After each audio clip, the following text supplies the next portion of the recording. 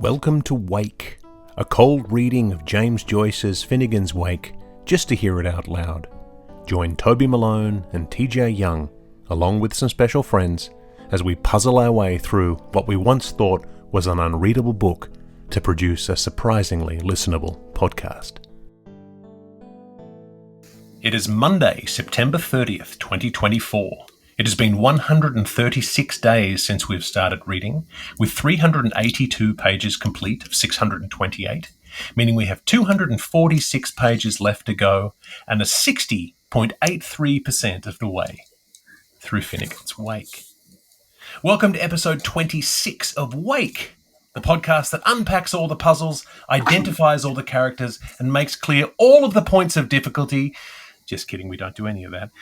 All in the name of fulfilling a long-held bucket list item, reading James Joyce's Finnegans Wake out loud just once. I am your host, Toby Malone, joined once more by the man who journey far and wide for the people he cares about, TJ Young. Hi, TJ. Hello, how are you? I'm great. I'm so glad to be here. I'm excited to be here as well, especially to take a nod from what you're saying. I get to go to Italy for a wedding in a couple days. Amazing. Which is so good. In the middle of the semester, which feels like a blessing. Amazing. I have such a temptation to tell you to take your book with you and then we'll do an episode from Italy, but I'm not going to do that to you. I was like, I'm going to let you know right now. Yeah, you do your Italy. You enjoy that trip without having to worry about Joyce for a while, but still, I can't wait to hear all about it. What Italian modernist writers are there that I should be diving into? That's true. I mean, I don't know. I mean, I always love Pirandello. Does he count? I think he might count. He might count, but I know Pirandello, so... Right. Okay. I'm sure we can find some. So, and I would say hit us up in the comments, but you'll be back by the time that this is out. So, we'll talk about it on our Instagram somewhere, I'm sure. And also here with us on the fourth episode featuring my beloved ex-students is a real all-star, historian, reenactor, all-round brilliant mind. It's Jackie Mahoney. Hi, Jackie. Hi, it's so nice to be here. Thanks for having me. Can you just do that introduction whenever I walk into a room? That would be... Yeah, sure. Absolutely. Make it a ringtone or something. You'll have a recording, so just make sure to put it on loop, time it with the mechanism or something. DJ and I are very much about gassing up our former students to make sure it's clear about how brilliant we think they are. So this is an easy thing for us.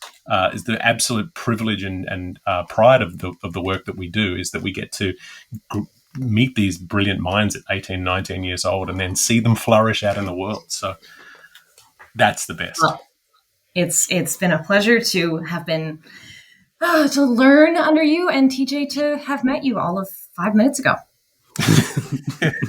So, Jackie, you work in a whole bunch of really interesting, eclectic ways. You've done a lot of work in historical theatre, reenactment sort of work. Yep. So, what kinds of and you work at a pioneer village now? Tell us about the kinds of work that you're into. So right now I have a bunch of casual jobs, which are all amazing because they somehow all work together with schedules and things, which is awesome. So my main job is at the newly renamed village of Black Creek. It used to be Black Creek Pioneer Village. Now it's Village of Black Creek. Yeah. So there I'm a history actor. So I do performances about the real people who lived and worked in our buildings, highlighting stories that don't often get told in our traditional interpretation. I also work for a world touring theater company called Live History, where we make, let's see if I can get it all, site-specific, historical, escape game-based interactive performances for museums, historic sites, community centers, and schools around the world. I also work at the Cambridge ID Exchange, which is our library. I am also a background actor, and I'm going to be on Murdoch Mysteries this week, which is very exciting. Oh my gosh. That's amazing. That's awesome. It's so good. And then I also am a ghostwriter for historical romance novels. Oh, see, you should have led with that. Sorry, I know. The lead here. That's That's where the real gold is. Amazing. That's great. Yeah. The fact that you're a ghostwriter is, I used to love the television show as a child, which is about a ghost who Oh. writes to help solve crimes. It's completely different. But but I can tell you that I remember the heartbreak and intrigue simultaneously as I found out that my favorite book series as a child, Animorphs, was ghost written. You know? Animals ghost written. Yeah, K.A. Applegate didn't do all that. And so, but then I instantly became intrigued. I'm like, who are these people? Like, why are their names now and everything? And then I realized it's really about selling a franchise and that people get behind a franchise and a name that way. I've been doing that forever. That was the Hardy Boys and the Nancy Drew. yeah. All of that was all ghost written. That was just under that single name. That's so cool. I mean, that you're doing that work. Thank you. Yeah, it's interesting. There are some aspects of it that I'm like, yeah, this is something I can absolutely do. And then there's other parts where I'm like, I have no idea what I'm writing here, and I hope that people enjoy it. So are they giving you a structure or a narrative and that you're writing around it, or are you asked to come up with the historical romances of from the scratch? It depends on the client. Like I get a bunch of different clients. And so sometimes they give me just like a skeleton outline of a chapter by chapter breakdown. And then sometimes they say, these are the themes we want. Can you write us an outline and then write the book? Yeah. Wonderful. Well, that's great. I mean, you came by it honestly. You won the Theatre Criticism Award in my last year at University of Waterloo. And so I was I still remember the look on your face when you won that award. You were shocked and amazed that you would be given an award, but you were a very good theatre critic, so that's not a surprise. And the other really fun connection that we have is that I accidentally introduced you to your husband. You did, yes. We were doing a production of Romeo and Juliet, and my husband Keith was just like randomly there helping out that one night. He wasn't involved with it otherwise, and so I hadn't met him yet. And you just went up to him, is that right? Was he the first one you went up to? No, I was at that production with my kids, and you and Alan, a couple of my former students, were in the production. And so I said to my kids, I'm going to go and say hi backstage before the show. And they're like, you can't do that. You don't know those actors. I'm like, yes, I do. Tybalt is my former student, Jackie. Let me go. We're going to go. And so I went around the back stage, and this man was standing there, and he said, can I help you? And I said, yeah, one of my former students is in the show. Her name's Jackie. I'd love to say hi before the show. And I was wearing my UW sweater. Oh, nice. And he went, okay. So he went backstage and found you, but he didn't know you, right? No. He said, is there someone here called Jackie? Yeah. He walks up to me and he goes, hey, is there someone here named Jackie Mahoney? And I was like, yeah, that's me. And he was like, oh, okay. Toby Malone wants to say that like he's here in the audience. And I was like, oh, that's awesome. And I'm kind of like, who is this strange person? And then he just keeps looking at me and sits down in front of me and starts to like engage with me. And I'm still like, who are you? Are you a member of the audience? What's going on? Eventually it all got figured out and I married him. So that was amazing. And then you contacted me a little later. I think you wrote was it a poem that yeah, it was our like our love story in our program at our wedding. And so I just included a little thing that said like Toby Malone introduced us. Which is, I mean, makes me so happy. It's maybe one of my favorite stories I've ever been involved with. So it is in this moment that I do remember Toby telling me this story, and I'm like, now the face and the story collide. The synergy of it all. Oh, that's so good. I also want to acknowledge that today is Orange Shirt Day here in Canada. Today is the National Day for Truth and Reconciliation on September 30th. So I'm wearing an orange shirt in honor of that. Yeah, very important that we acknowledge where we've come from as Canadians. Jackie and I both here in Canada, but all over the place, and acknowledging that relationship between all of the members of our society, including the people who were here first. So that is why you'll see an orange shirt in our Instagram story in a minute when you see it there. Okay, but anyway, enough of all of the catch up. Let's find out the important stuff. What is your relationship with James Joyce? Do you have one? Me specifically? You, Jackie. Yes. Oh, I know me. all about TJ's. All right. He's been here for it. My great connection to James Joyce is I was at I don't remember the name of the museum. It's like the Little Museum of Dublin or something like that. Mm-hmm. And I was doing this guided tour, and the guide was excellent. And he comes over to this bookcase, and he shows off this book, and he's like, "This is a first edition of James Joyce's, what was it, Ulysses? I think it was Ulysses." Mm-hmm. And it's like turned to the first page and open like that. And he's like, "Yes, we leave it open at this page because this is as far as people ever get." And then he walks on to the next thing. Wonderful. So that's yeah. basically all I know. Except, I mean, I've listened to a bit of the podcast. I will shamefully admit I'm like halfway through episode 2, so I'm a little bit behind. Oh, no, that's okay. That's okay. You're so safe. You know, the fact that you got it that far shows that you care deeply. A lot of people come on later on and say, "Oh, well, I've missed the last 15 episodes, so will I know what's happening in the story?" And we just laugh. That's not really what this is about. Oh, that's great. How do you feel about cold reads? You know, as an actor, is it something that you were happy doing, cold reads for auditions? I find them mildly horrifying. I'm a person who likes to over-prepare. And so I was in a bit of a fix this morning because I was like, I want to be prepared in that I know what I'm reading and like the sections and stuff. But it's a cold read, and so I want to adhere to that. And so I read like the first chunk of whatever I'm doing, and I read it out loud to Keith because he was like, "What is this?" He doesn't know Joyce very much at all. Yeah. And so I read it out loud to him, and then when I was finished, I looked up and he's just staring at me, and I was like, "That's it." And he was like, "Good luck, okay." No. Good. Well, that's fine, and that's exactly what this is supposed to be. And what we're trying to do is just hear it. And sometimes things will just pop out to us when we're going that we hadn't thought of. Sometimes we get to the end and we go, we didn't get anything at all. But that's all part of it. That's fine. It's interesting you talk about over preparing. One of the resources I like to bring a new resource in each week about something that I found.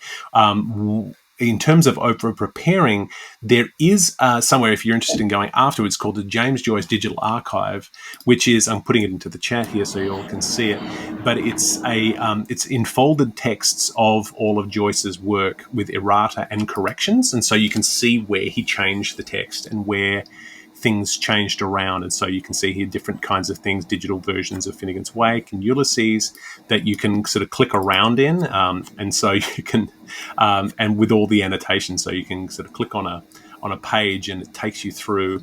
So if you go to Finnegans Wake and then go to, say, episodes, we have all the different versions, the 2010 edition, the 1939 edition, the errata, all of the different kind of proofs. And so these have been piled up. I love these digital humanities projects that are available. And I'll link all of this in our show notes.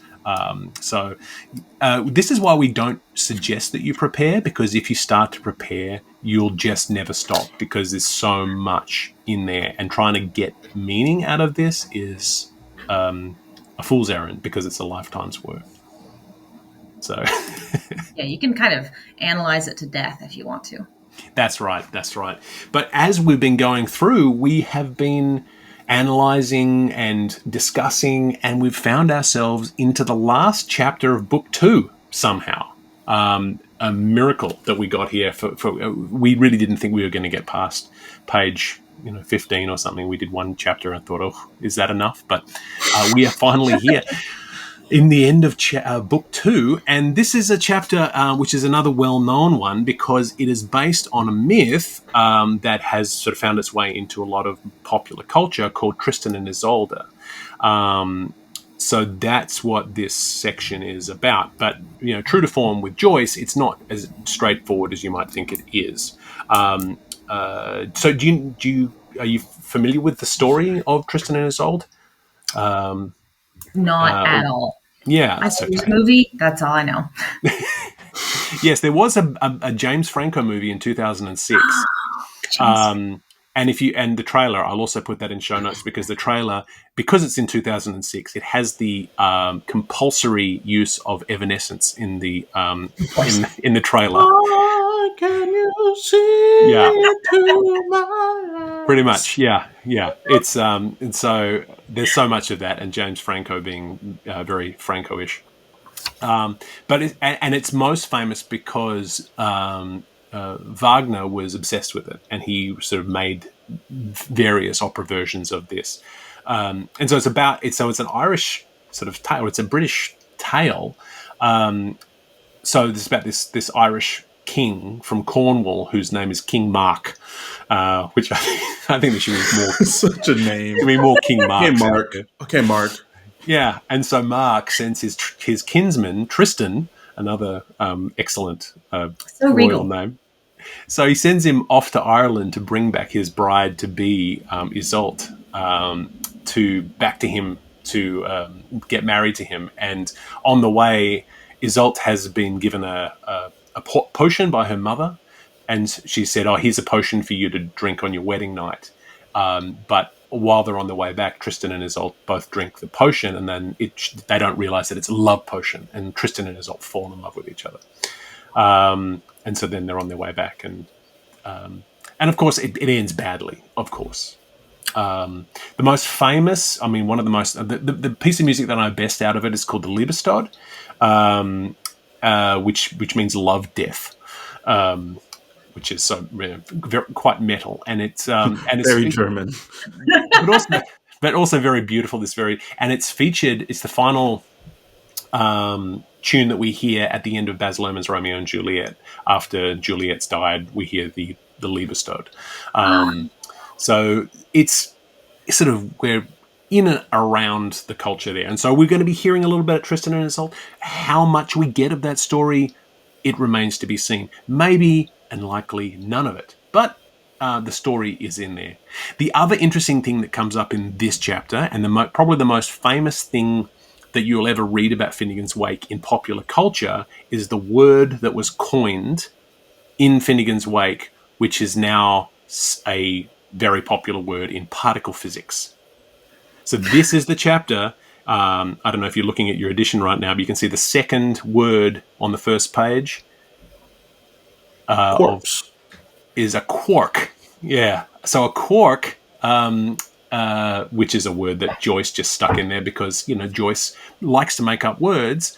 There was a man called Murray Gell-Mann who was a physicist in the 60s who was trying to come up with a name for a concept of an elementary particle of matter smaller than a proton or a neutron.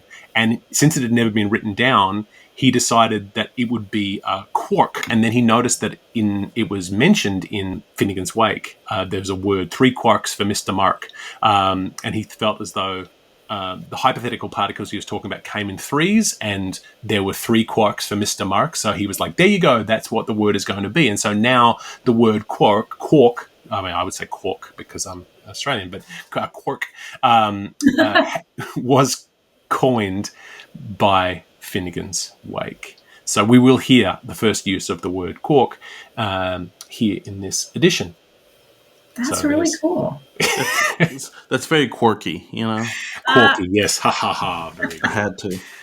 As always, we are reading from the Penguin Modern Classics edition of Finnegans Wake, published in 2000 with a foreword by Seamus Dean. Today we'll be reading Chapter 2-4, the final episode in Chapter 2, from pages 383 to 399 in this edition. This is a segment entitled Tristan and Isolde by the Oxford World's Classic edition of 2012, which also includes brief summaries of what is happening in each subsection, which we will address at the end of the reading. And now, without further ado, Finnegans Wake. 3 quarks for Muster Mark. Sure he hasn't got much of a bark, and sure he has it all beside the mark. But oh, Reneagle Almighty, wouldn't be a sky of a lark to see that old buzzard whooping about for unshirt in the dark, and he hunting round for unspeckled trousers around by Palmerston Park. Ho, ho, ho, ho, ho, Malty Mark. You're the rummiest old rooster ever flopped out of a Noah's Ark, and you think you're cock of the walk. Fowls up. Tristy's the spry young spark that'll tread her and wed her and bed her and red her without ever thinking the tail of a feather. And that's how that chap's going to make his money and mark. Overhoved. shrilly screaming. That song sang sea swans, the winging ones, seahawk, seagull, curlew and plover, kestrel and capercailzie. All the birds of the sea, they trolled out right bold when they smacked the big cuss of Tristan with Isolde.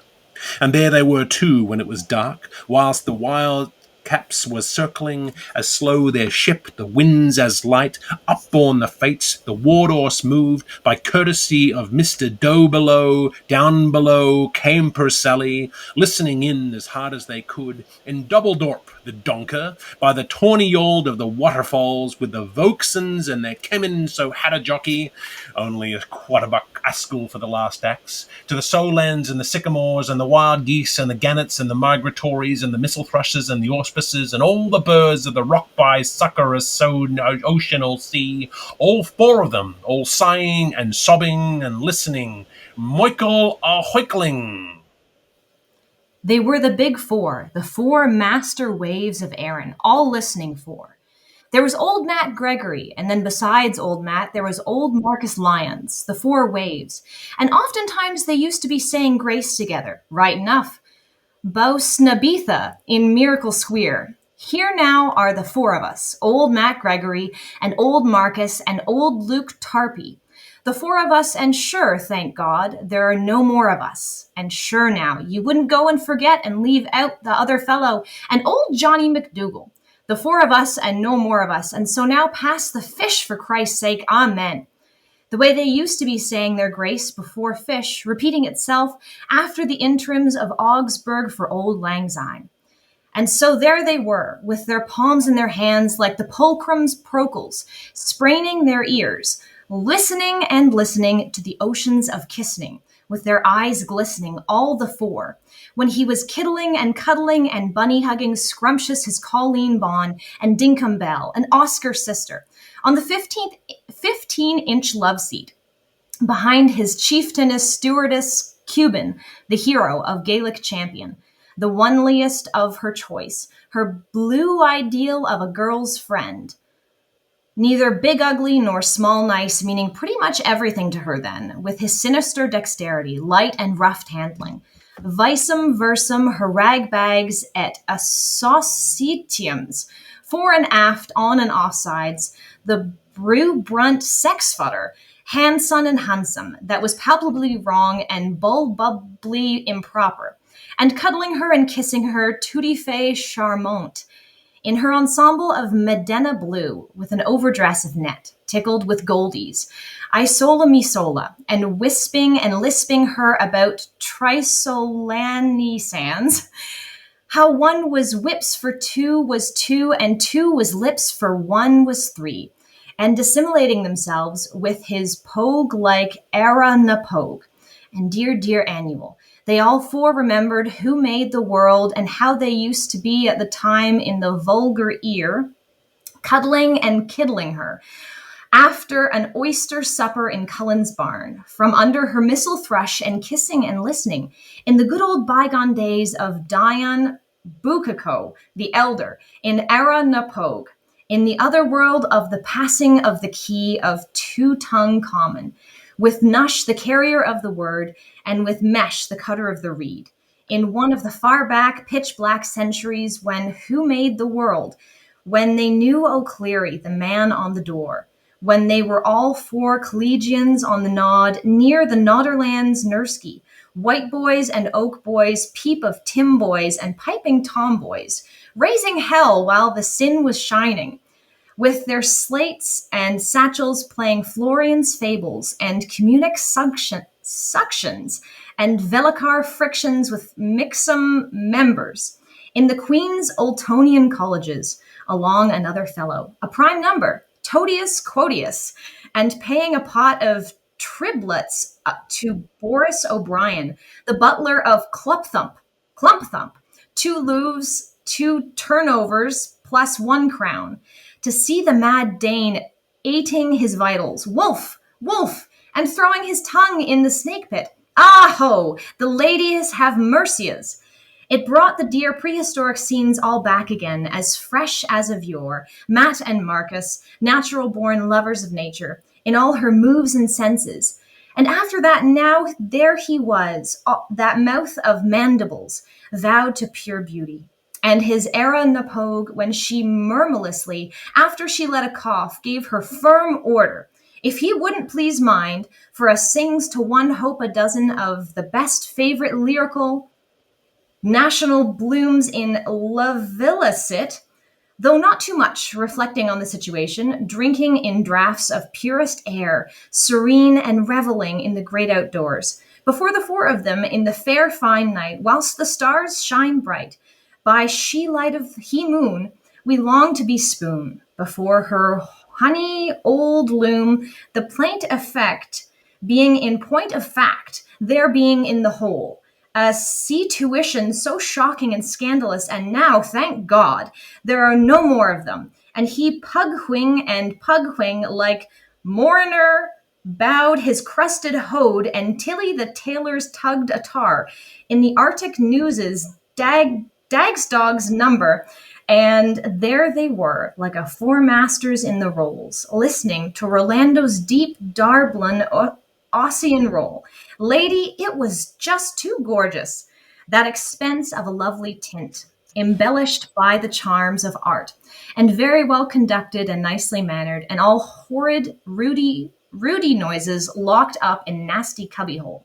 Tired as they were, the three jolly topers, with their mouths watering, all the four, the old connubial men of sea, yambing around with their old pantometer, in Duckgasalopics, Luke and Johnny McDougal, and all wishening for anything at all of bygone times, the walled times, and the falled times, and the hempty times, and the dempty times, for a cup of kindness yet, for four far back tumblerfuls of woman's squash, with them all four listening and spraining their ears for the millennium, and all their mouths making water. Johnny.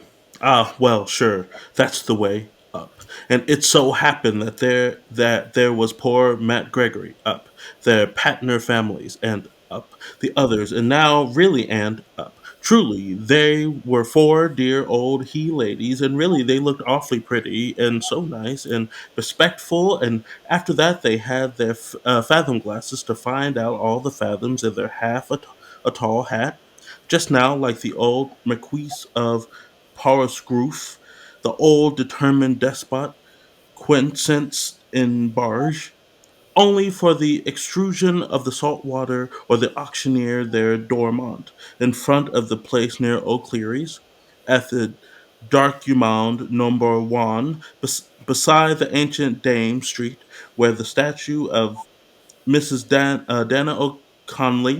O'Connell, prostitute behind the Trinity College, that arranges all the auctions of the valuable colleges.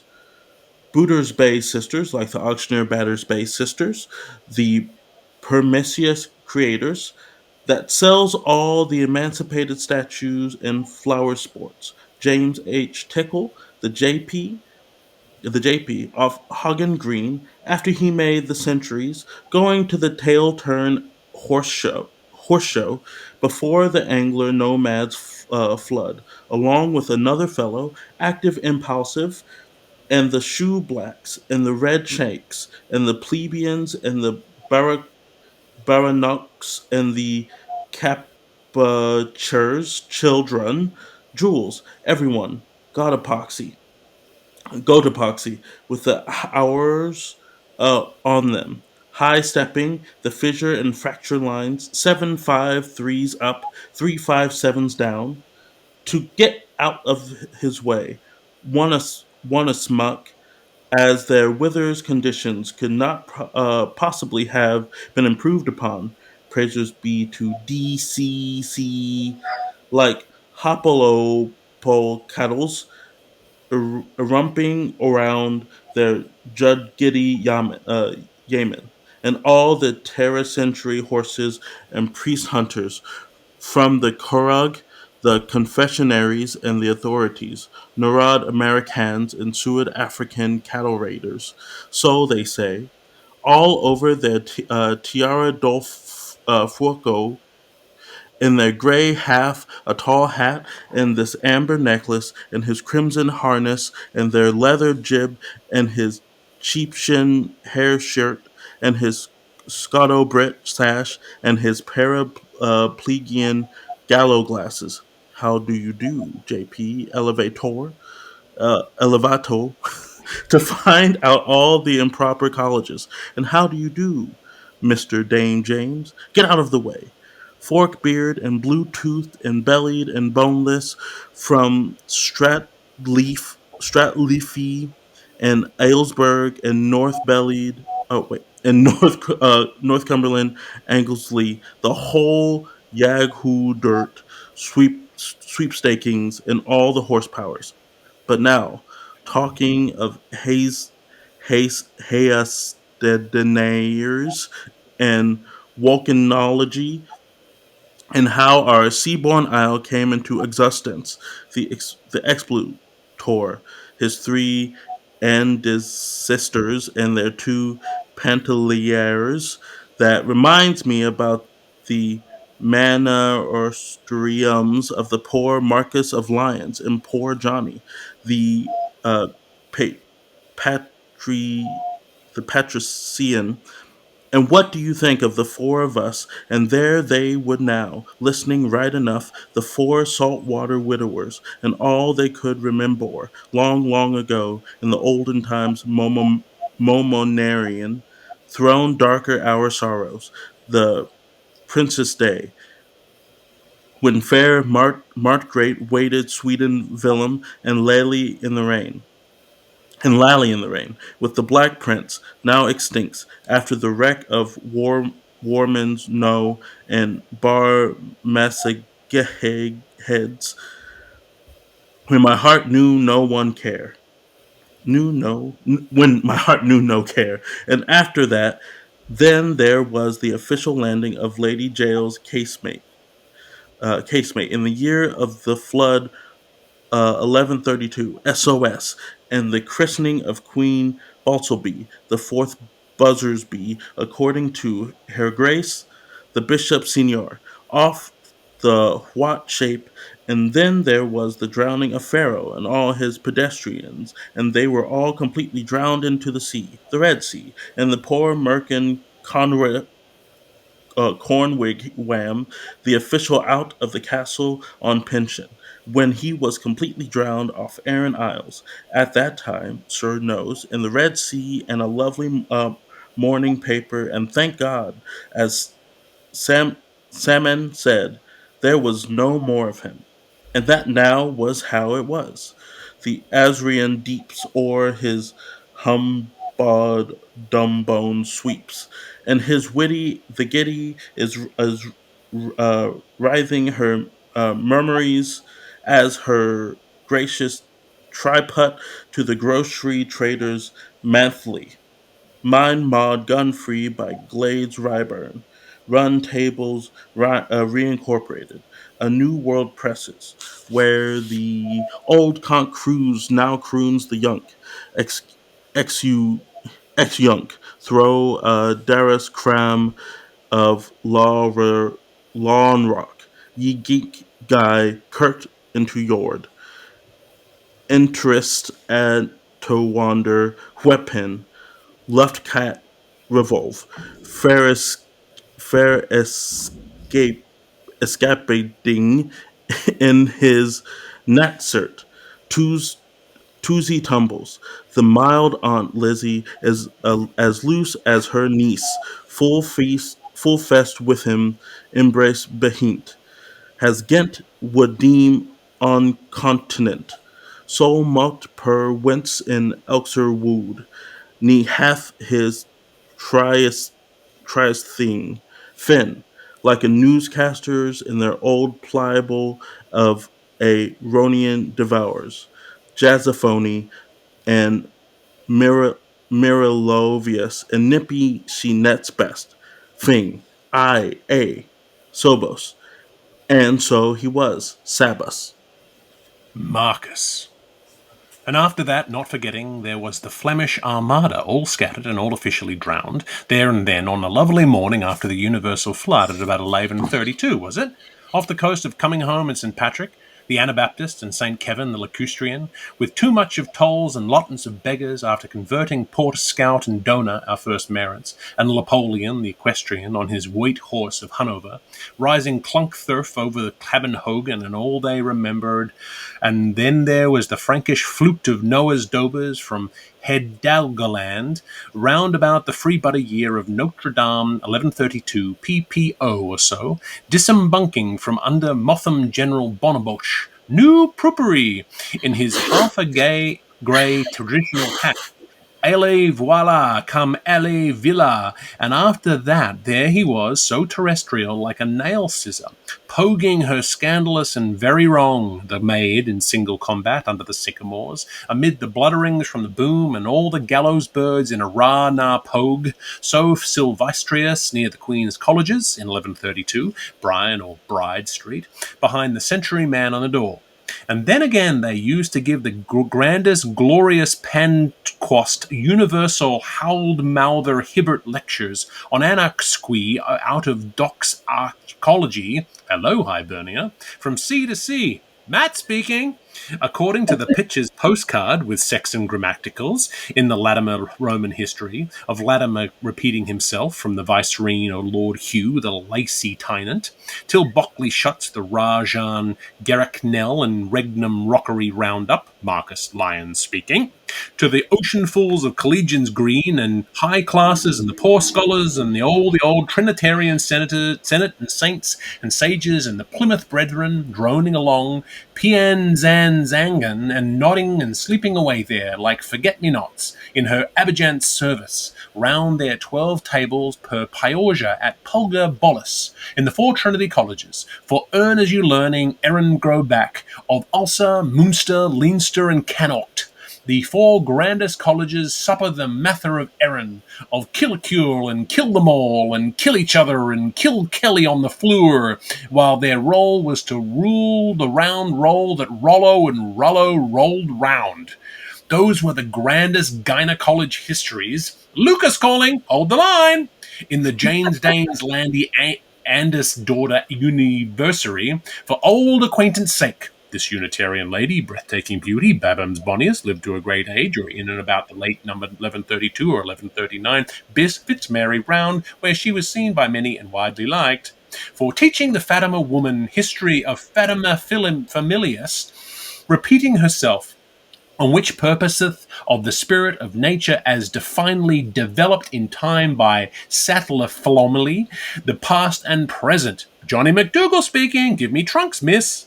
And present and absent and past and present and perfect arma virumque Romano. Ah, dear, oh dear.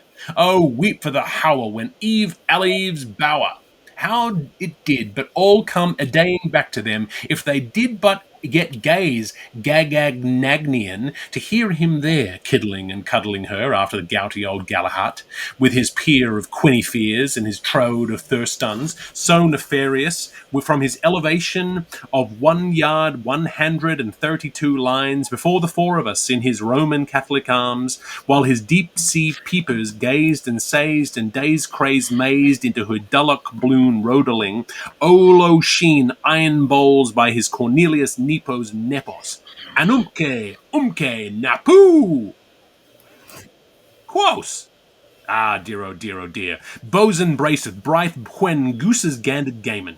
Mazza Agdod. It was so scalding sorry for all the whole twice 2-4 of us, with their familiar making the toten, and Lally when he lost part of his half a hat and all belongings to him in his old futile manner, cape, towel, and draw breeches, and repeating himself and telling him now, for the sake of senders, newslaters, and the massacre of St. Bryce's, to forget the past, when the burglar he shoved the wretch in Cherneroil, and contradicting all about Lally, the bawless master of Gloucestertown, and his old fellow the Lagoner in the Lock Lane Lighthouse, earing his wick with the Pierce of railing, and Ligenhig with his ladder up, and the old-time Turner and his Saturday early cloudsing, the old Cryone Skelly with the leather belly full of nelts, full of celts, full of lightweight belts, and all the bold drakes or ever he had up in the Bohereen off Artisheek's roads with moles and Mullach Mullady, the man in the Oran Mosque, and the old folks at home with Dwignan and Lepole, and in the grand conferation,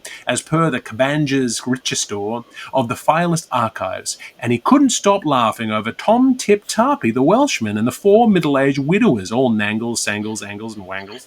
And now, that reminds me, not to forget the four of the Welsh waves leaping, laughing in their lumbag walk over old Battleshaw and Diaddle Conchs in their half-a-Roman hat with an ancient Greek gloss on it in Chichester College auction, and thank God they were all summarily divorced 4 years before, or so they say by their dear poor she-husbands, in dear byword days, and never brought to mind to see no more the rainwater on the floor, but still they parted, raining water laughing, per Nupiter Privius, only terpere, on the best of terms and be forgot. Wilk was a plainly foretolk by their own pilgrim cockle-song, or they were singing through the wettest Indies, as I were going to Barrymacott, we fell in with a lot by the name of Peebles, and also in another place by their orthodox proverbs. So there was said that old fellow knows milk, though he's not used to it latterly. And so they parted in Dalkimont Number 2. Aye, the good go and the wicked is left over. As evil flows, so evil flows. Well, sure, that's the way. As the holy maid of Cunut said to the hairy man of Cume, for his humble position in odd vices, woman, squash, part. Aye, by decree absolute. Lucas, and oh so well they could remember at the time, when Carpery of the Gould Finns was in kingship of Pooland, Mrs. Dowager Justice Squelchman, foresitter, in her full-bottom wig and beard, Erminia Regina, in or airing or around about the year of by in disgrace 1132 or 1169 or 1768 YWCA, at the married male family man's auctioneer's court in Aranacuddle. Poor Johnny of the clan of the Douglas, of the poor Squitzman. Hohannes, nothing if not amorous, dinna forget. So frightened, zweep, on account of her full bottom, undullable atraxity, that put the Earl of Mercies on him, and the four masters in course, with a hang behanged them, because he was so slow in borstal her shoon for her, when he was grooming her ladyship instead of back scratching her mater familias proper, like any old Methodist, and all divorced and in a sense interdict, in the middle of the temple, according to their dear faithful. Ah, now, it was too bad, and stout entirely, all the missicurs and poor Mark or Marcus Bowend coat, from the Brownsbarrow in No Land's Land, the poor old chronometer, all persecuted with alley croaker by everybody, by decree absolute, through Heronsild, because he forgot himself, making wind and water, and made a Neptune's mess of all of himself, sculling over the Geamon's courseway, and because he forgot to remember to sign an old morning proxy paper, a writing in request to her suit herself, on stamped Bronanoleum from Roneo to Gillette, before saying his grace before a fish, and then and there and two there was poor Diane Cassius Pussycomb, all drowned too, before the world and her husband, because it was most improper and most wrong, when he attempted to, well, he was shocking poor in his health, he said, with shingles falling off of him, because he, now, pieces P to Wedmore, and let not the song go dumb upon your ire, as we say in the spasms of Davies, and we won't be too hard on him as an old Manx Presbyterian. And after that, as red as a Ross is, he made his last will and went to confession, like the general of Berkelyites, at the rim of the Rom, on his two bare marrow bones to her worship, his mother, and Sister Evangelist Swiany, on Calcanin midnight, and he was so sorry. He was really, because he left the booty button in the hansom cab, and now tell the truth, unfriends never. She was his first Mess's doggess, and it was very pretty peltry, and there were faults on both sides. Well, he attempted, or so they say. Ah, now forget and forgive, don't we all? And sure, he was only funning, and his Andrew Martins and his old age coming over him, well, he attempted. Or the Connachie, he was tempted to attempt some Hunnish familiarities. After eating a bad carp in the rude ocean, and heaven to knows sure, he was dead sick abed. It was really too bad. Her poor old divorced male in the house pays for the daying at the martyr Mrs. Macaulay's, where at the time he was taying and toying to hold the nurse-tendered hand. Ah, the poor old coax, and count the buttons and her hand, and frown on a bad crab, and doing to remember what dude they were Bjorn, and who made a who a snore. Ah, dear, oh dear, oh dear. And where do you leave Matt Emeritus, the lay chief of Ababa Bishop, the exalted of French and German? Achoo! They were all so sorgy of poor boy Matt and the saltwater hat with the Aran crown, or she grew that out of too big for him of, or Menopus and his overalls, all falling over her in folds. Sure, he hadn't the heart in her to pull them up. Poor Matt, the old prime grime matriarch, and the queenly man, the purple blessing upon them, sitting there, the soul of the settlement, below ground, for the exponentiary right, the postulation of his cause. Who shall say? In her beaver bonnet, the king of the Caucasus, a family all to himself under Gaius Themistocles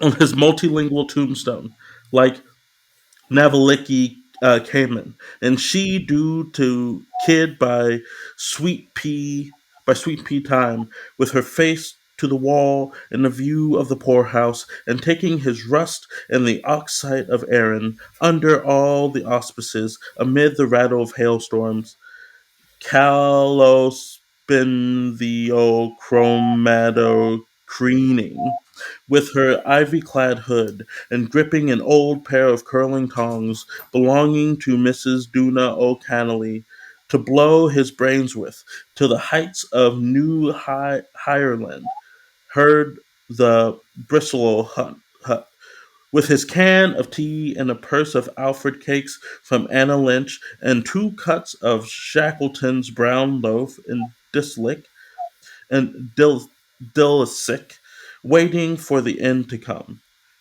Gordon Highland, when you think of it, the mirth dither. Aho! It was too bad entirely, all devoured by actively parlourmen, laudabilitor of women squelch, and all on account of the smell of Shackleton and Scratchman and his mouth-watering acid and alcoholic signs on the salt, and so now pass the loaf of Christ's sake. Amen.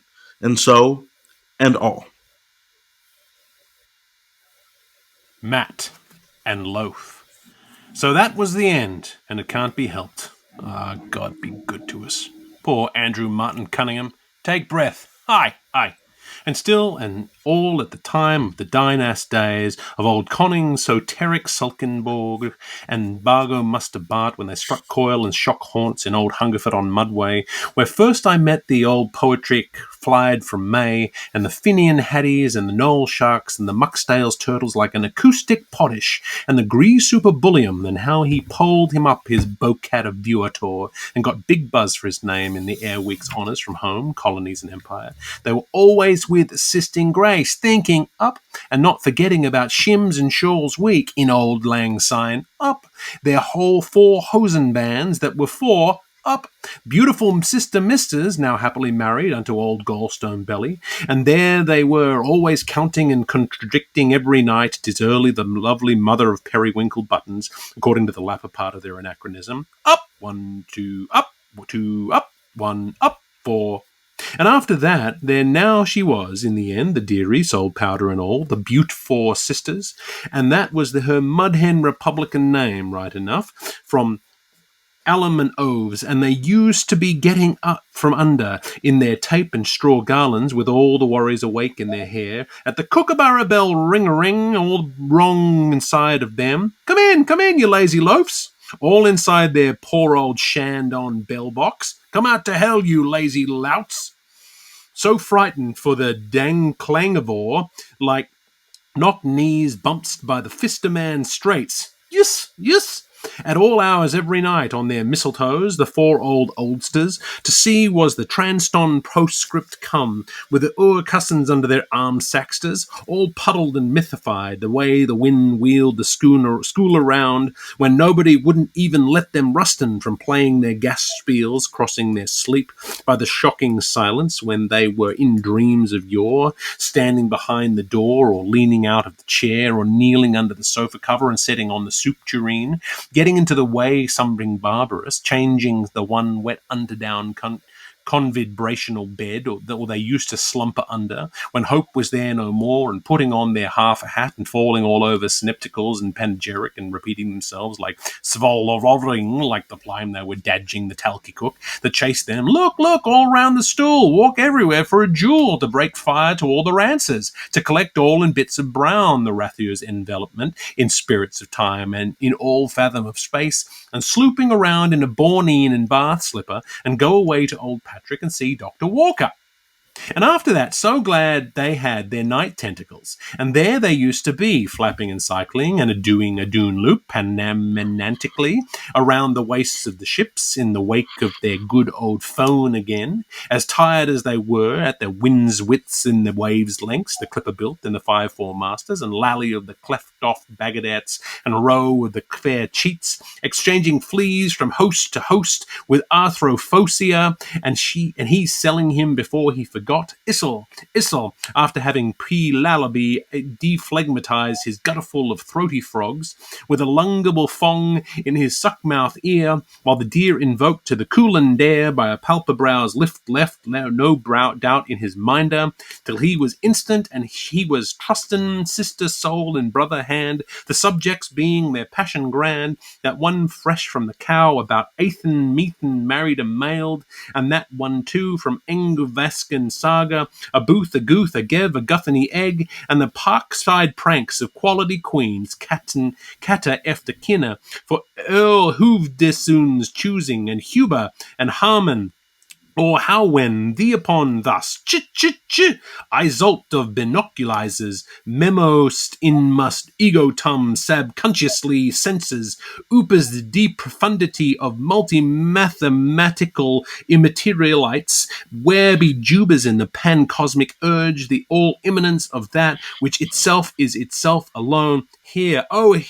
Kala Aaron, exteriorizes on this our here now plane in disunitide solid like wood and gushous bodies with science say peril whitened passion panting pugno plangent intuitions of reunited selfdom murky way abstru adim in the higher dimensional selfless all self theming nasty methang idlesse and telling Jolly MacGolly, dear Mester John, the belated, dishevelled, hacking away at a parchment pied, and all the other analysts, the steamship's ant, the ladies' foursome, oven for, needin' for, dinkety, duck, down-a-lupping, our long tandem, like a four-tied schoonmasters, and their pair of green eyes, and peering in, so they say, like the narcolepts on the lakes of Coma, through the steamy windows into the honeymoon cabins, on board the big steamadories made by Fumadory, in the saloon ladies' madorned toilet chambers, lined over prawn silk and rub off the salty catera off her windows,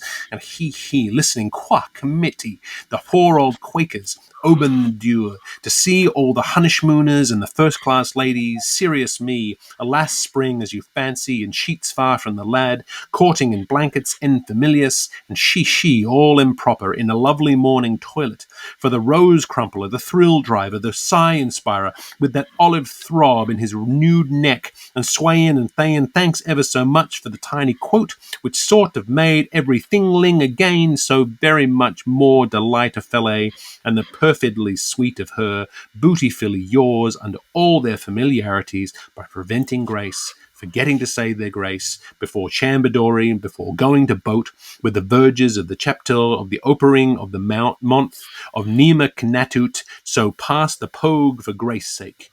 Amen. And all quaking so fright, and she shaking, aching. Aye, aye.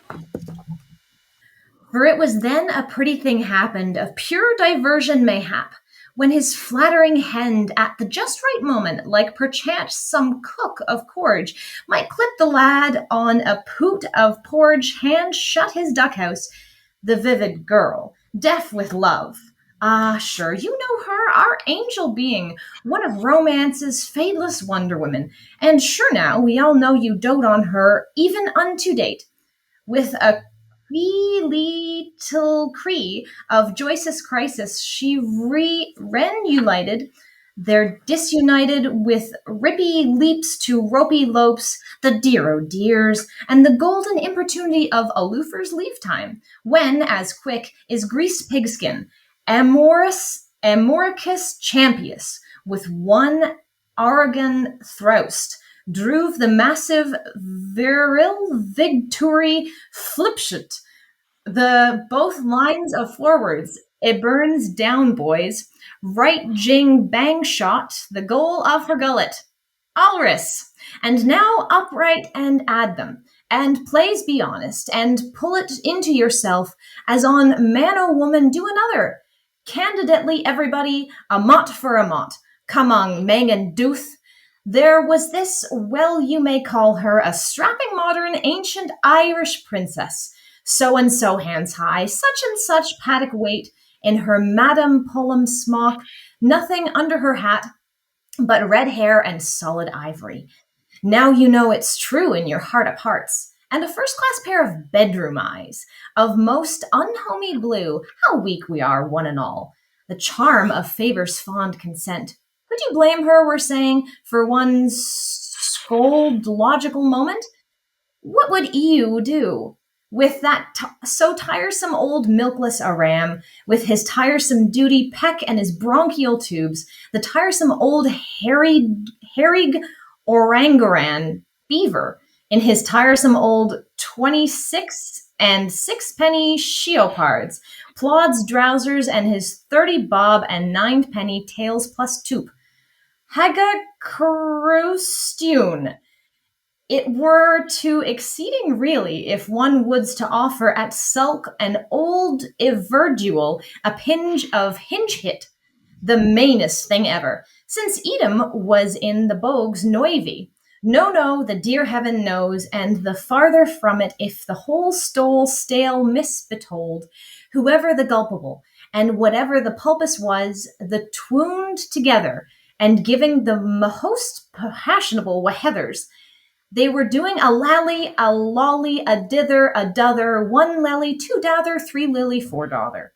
And it was a 5 full moment for the poor old time-tedders, tick-tacking in tank the count, till the spark that plugged spared the chokey he gripped, and volatile volupty, how bereaved are thy lungwings, and they could hear like of a lisp lapsing.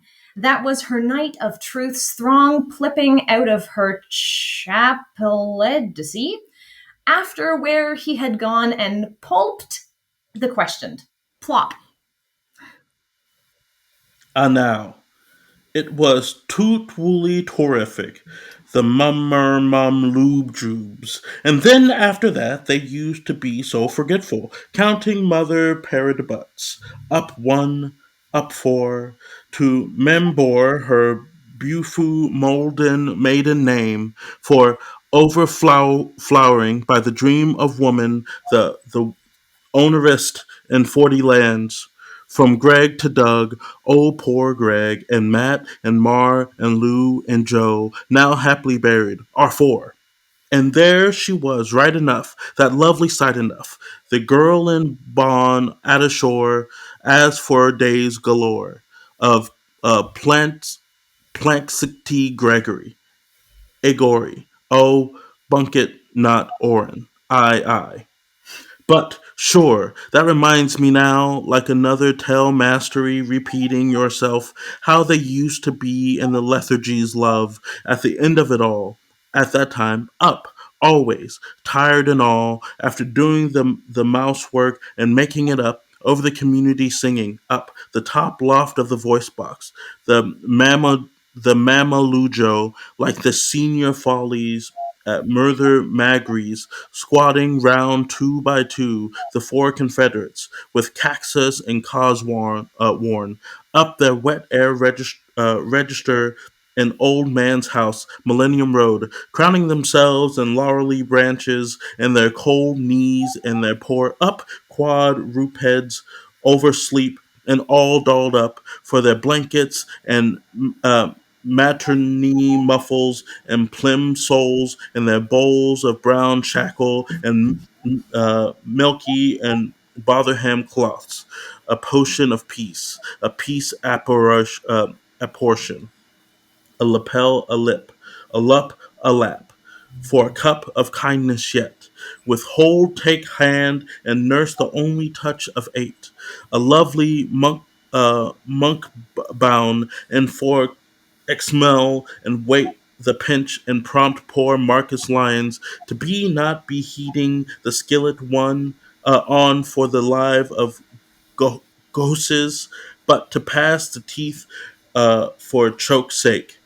And mensch, when it so happened they were all uh, sycamore and by the world forgot, since uh, the phlegmish whoopie cough for all the possibled after eat a bad cramp and Johnny Magoris and backscrat the poor bed sores and the farthing dip their caschol pandal of magnigorniosium and read a letter or two every night before going to dodo sleep a trace with their catkins coffins in their twilight, a capital letter for further auspicious on their old one-page codex book of Old Year's Eve 1132 MMLJ, old style, the Sanctus More by their fellow girl, the Mrs. Sherman's, in the summer seal household sample with the Caracal Boardtail, her totem and tutu. Final buff known meal edition, and the regatta covers up to no up to navel from the order for their ruggle, their revs, and incubation, and Lally through their gangrenous spectacles, and all the good, or they did in their time, the the rigorites of Roe and O Mulknery Economy, Ap Mole or Lap Ap Morin, and Buffler Ap Matty Mac Gregory for Marcus on Podix by Daddy de Ware, Old Bagabroth, Beeves and Scrulagus, Crolls and Vassals, Insane, Sept and Civility, and one by one, and Sing and Mama Blujo to the heroish champion of Erin and his Barrow Calanders and Gowan, Gwaine, and Goon. And after that, now in the future, please God, after non-penal start, all repeating ourselves in medios loquos, from where he got a useful arm busy on the touchline, due south of her western shoulder, down to death in the love embrace, with an interesting tallow complexion, and all now unites sans familiars. Let us ran on to say Oremus prayer and homey sweet homily, after fully realizing the gratifying experiences of highly continental evenements, from Meter and Peter to Temple and Eslap, For old acquaintance to Peregrine and Michael and Farfassa and Peregrine, for navigants a peregrinantibus in all the old imperial and Phoenician sea, and for vogue allow it to a Missius, you fascinator, you sing a love steamer Dorian to ladies' eyes.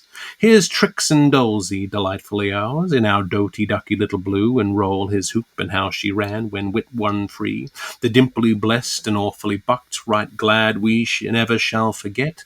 Though the days is gone, still they loves young dreams, and old Luke with his kingly leer, so well worth watching, and census more possessed of evident notoriety, and another more of the big-timers, to name no others, of whom great things were expected in the filming department, for the lives of Lazarus and old Luke sign, and she hailed her Cobhor Kohinoor, Sehenet on the praise Savahor Shanghai. Here, oh here is Sult, La Belle, Tristan, sad hero, here, the Lambeg drum, the Lombog reed, the Lumbag fiferer, the Limibig brezenes. Anno Domini Nostri Sancti Jesu Christi. 999 million pounds sterling in the blueback bowels of the Bank of Ulster. Braw bobbies and good gold pounds galore, my girleen, a Sunday'll prank thee finely. And no damn loot'll come courting thee, or by the mother of the Holy Ghost there'll be a murder. Oh, come, all ye sweet nymphs of Dingle Beach, to cheer Brian Bride, queen from Sybil surf riding, and her choric of shells of daughters of pearl, and her silver mono blue mantle round her. Crown of the waters, brine on her bow, shall dance them a jig and jilt them fairly. Yura, why would she bide with Sig slume sides to the gore gram grey barnacle gander? You won't need be lonesome, Lizzie, my love, when your beau gets his glut of cold meat and hose soldiering. Nor wake in window macree, but snore sung in my old bell bringin' surtout. Wishaw, won't you agree now to take me from the middle, say, of next week on, for the balance of my days, for nothing, what? As your own nurse tender. A power of high steppers died game right enough, but who, Akushla, will beg coppers for you? I tossed that one long before anyone. It was of a wet Good Friday, too, she was ironing, and, as I'm given now to understand, she was always mad gone on me. Grand goose greasing we had entirely, with an all-night eider-down bed picnic to follow. By the cross of Kong, says she, rising up Saturday in the twilight from under me, Mick, Nick the maggot, or whatever your name is, you're the most likeable lad that's come my ways yet from the barony of Bowermore. Matthew, Mark Hugh, Lukey Hugh, John Woo Hugh. Ha! And still a light moves along the river, and stiller the mermen ply their kegs. Its pith is full, the way is free, their lot is cast. So to John for John, John of Gems, let it be.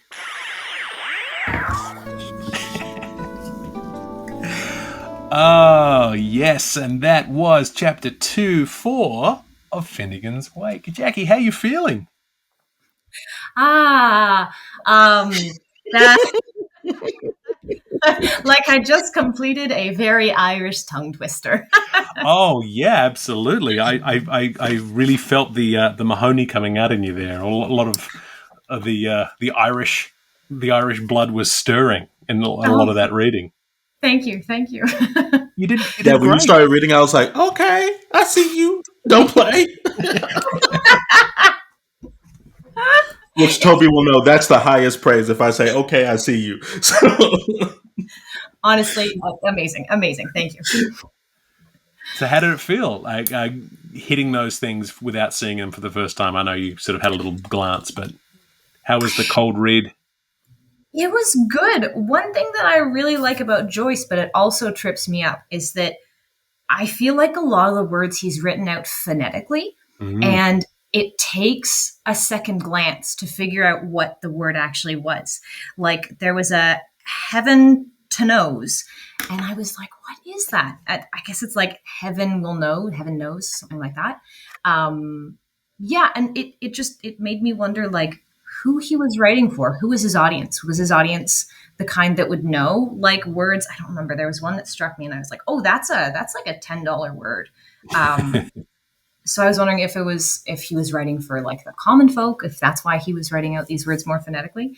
Yeah, I think he certainly wanted to. I think he certainly wanted to invoke a tone and a certain kind of style of speaking, and so words, phrases like "ah, dear, oh dear," making it very clear about how he wants it sounding, sort of eliding those words and crashing them into each other to make. But yeah, he does a lot of that, which is it's really a fun way to discover those things as they're coming out of your mouth. He also plays with homophones a lot, like the use of the word "old" from "Old Lang Syne," but to mean "old" in certain places, and it takes your brain a second to be like, "Wait, this is the meaning for this thing that means something else." You know what I mean? And it catches me up. I do want to say before we get too far, Toby. Congratulations on reading the longest sentence I've ever seen in my entire life, from 394 to 395. And I will say, there's a moment where you took a breath and a little sigh, and I was like, oh yeah, because Toby sees that there's no punctuation. He's just going to have to keep going. And it starts with, near the top of 394, and after that, so glad that had their night tentacles. And it goes all the way to right before the section where Jackie comes in. Right. To so pass the pogue for grace sake. And I saw that that's all one sentence. And while you're reading that, I was listening, but I was also quickly scanning back for a period, an exclamation point. And I was like, oh, gross. And then it's got all of those asides in there, those little brackets are set up. It's fun. And honestly, I think I noted that when I was doing the cut. And I remember going, okay, where do I cut? And I remember thinking, there's nowhere for me to cut because there was no paragraph. There's no punctuation. And I had to go way down to 395 to do it. But then while I was doing it, I didn't notice I was in the middle of that hellscape of trying to. I noticed for you. Yeah, but it was. I found this a really fun chapter to read, like a really playful chapter. It felt that way, yeah. And sometimes we read these and it can be a slog. Like we sort of get to the end and we all need a drink. And I feel as though this one, it felt joyful and it went by very, very quickly, which is this really is the fun. one I got the most narrative out of, at least for me. And then also, I don't know, listeners will now know this. This is now a thing. You will know Old Lang Syne and Same Old Lang Syne are my two favorite Christmas songs. Same Old Lang Syne is extremely depressing about a guy meeting his ex in a grocery store and realizing that like she's like miserable without him. I don't know why I love that Christmas song, but but like all the plays on Old Lang Syne within this like really made me happy. Yeah, there was a lot of those themes that popped up again and again, and him taking bits and pieces of the phrase and not always, and then old acquaintance showed up every now and then, and so phrases from the text, and then the number 1132 kept showing up as well, which is kind of repeats throughout the book, all the way through the book, which is sort of one of Joyce's things, and I think. There's a lot of theories about what 1132 means. 1132 was the year that that St. Lawrence O'Toole was born, who's the patron saint of Dublin. And so a lot of people feel as though it's that. Some people think it has something to do with the Bible verse from Romans 1132, which reads, "For God had consigned all to sin, that God may have mercy upon all." So very much so. Yeah, everybody messed up, y'all. Everyone's messed up. Yeah, and this theory here that I found on Reddit says that Joyce uses these references to subtly remind readers that creating a novel is a lot like God creating people in the garden. The artist imitates God, the reader imitates Eve, and the book is the apple. So think about that next time you're writing a historical romance novel, Jackie. You are God. Yes. I don't know if God would have intended historical romance novels to be written, but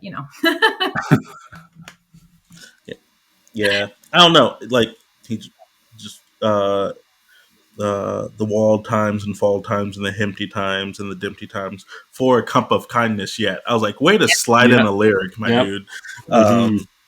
Yes. Yeah, so I, we got these four dirty old men taking us back to earlier on, where you've got HCE looking out of the bushes, watching the girls peeing in the park.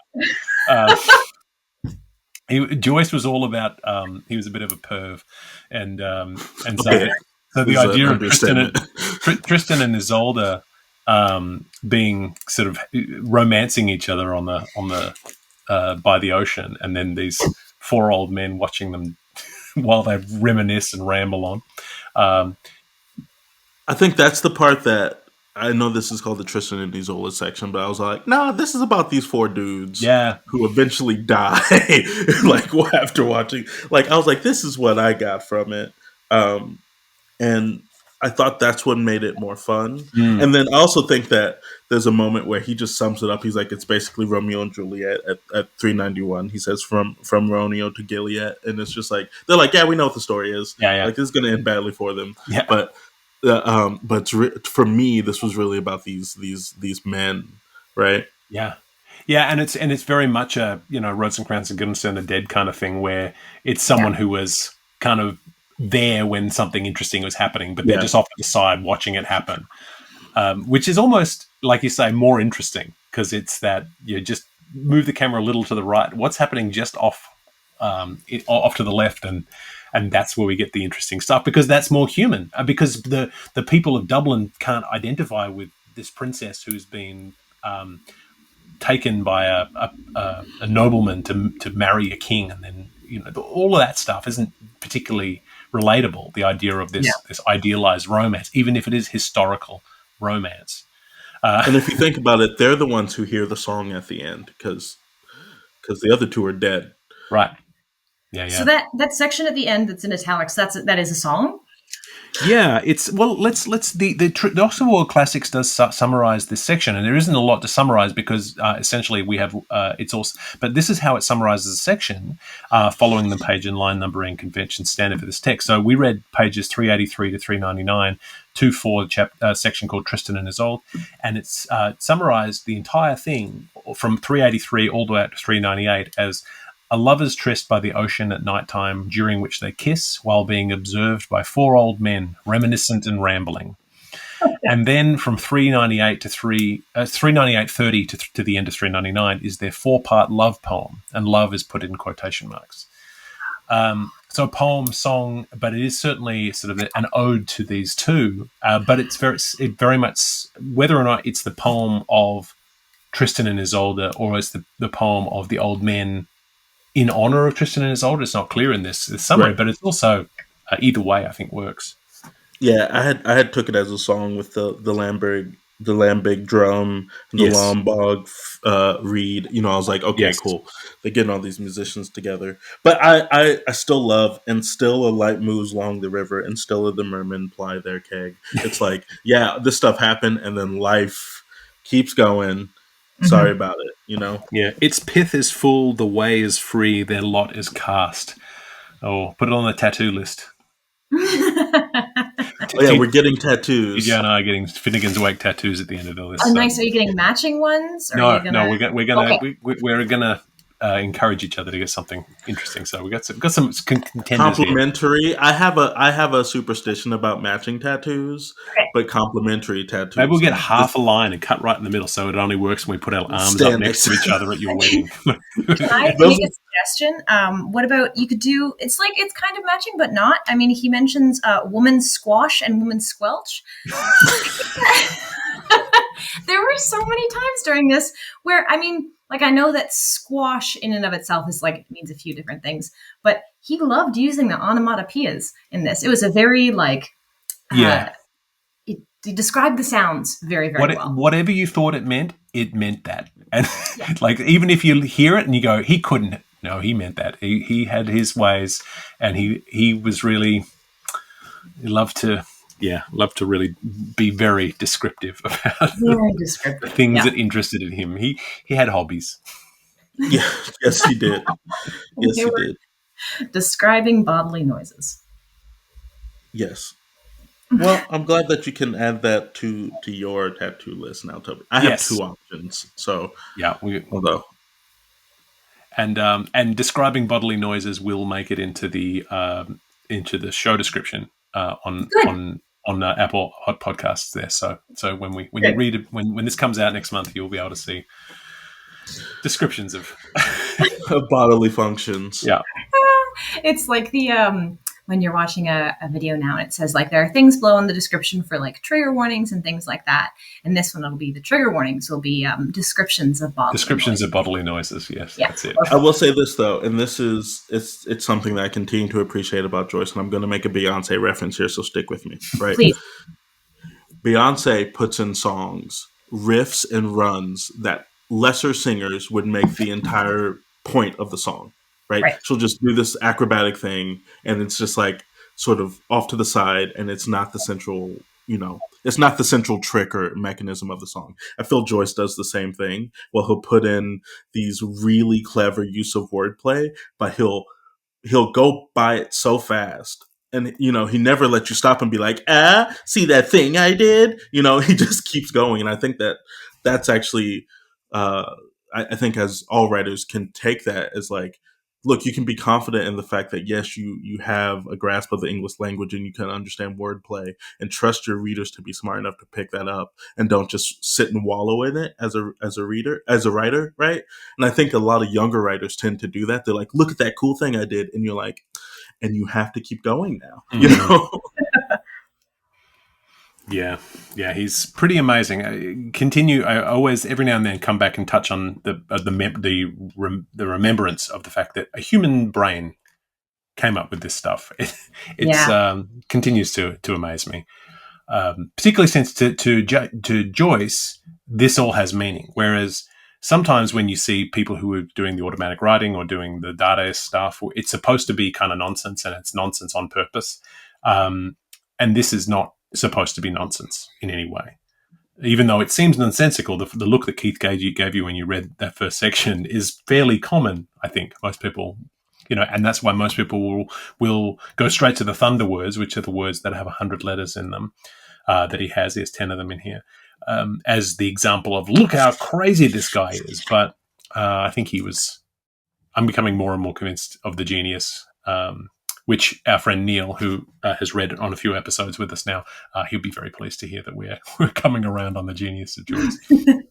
It's so nice. It's like standing in an art gallery and seeing a very absurdist painting that you think at first is like, oh man, this doesn't really apply to me. I think I'm going to take a step back. And then you go to move on and you're like, wait, no, I got to go back. What's that thing? And then every time you go back and look at it, you see like a different dimension of it, and it pulls you in further. And I think that's kind of Joyce. Yeah, beautiful. I love that. Look at it. We put in art galleries. We got Beyoncé. We got historic romance. We got squelches. We got bodily noises. Yeah. This is the best episode of the podcast yet.